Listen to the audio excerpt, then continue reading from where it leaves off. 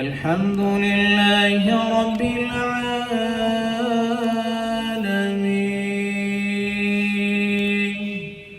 الرحمن الرحيم مالك يوم الدين إياك نعبد وإياك نستعين اهدنا الصراط المستقيم صراط الذين أنعمت عليهم غير المغضوب عليهم ولا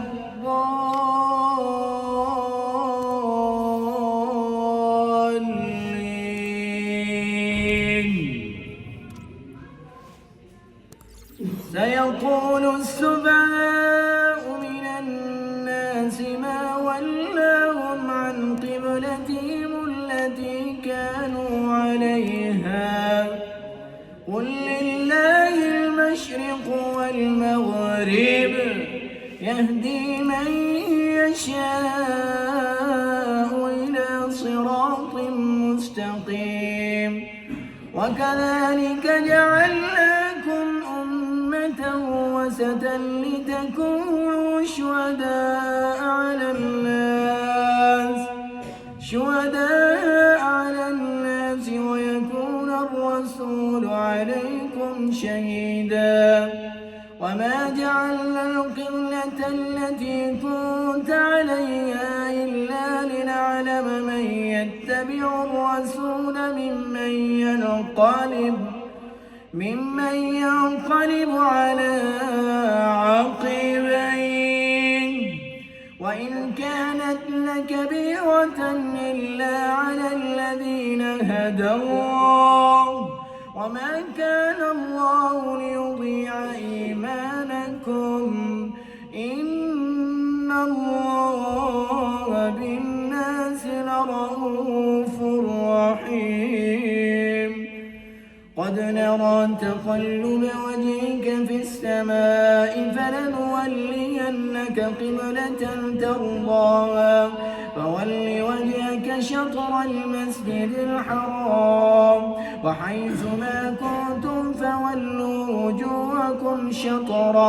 شطرا وإن الذين أوتوا الكتاب ليعلمون أنه الحق من ربهم وما الله بغافل عما يعملون ولئن أتيت الذين أوتوا الكتاب بكل آية ما تبعوا قبلتك وما أنت بتابع قبلتهم وما بعضهم بتابع قبلة بعض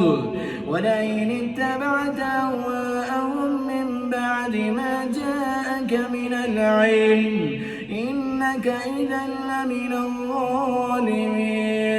الذين آتيناهم الكتاب يعرفونه كما يعرفون أبناءهم وإن فريقا منهم ليكتمون الحق وهم يعلمون الحق من ربك فلا تكونن من الممترين الله أكبر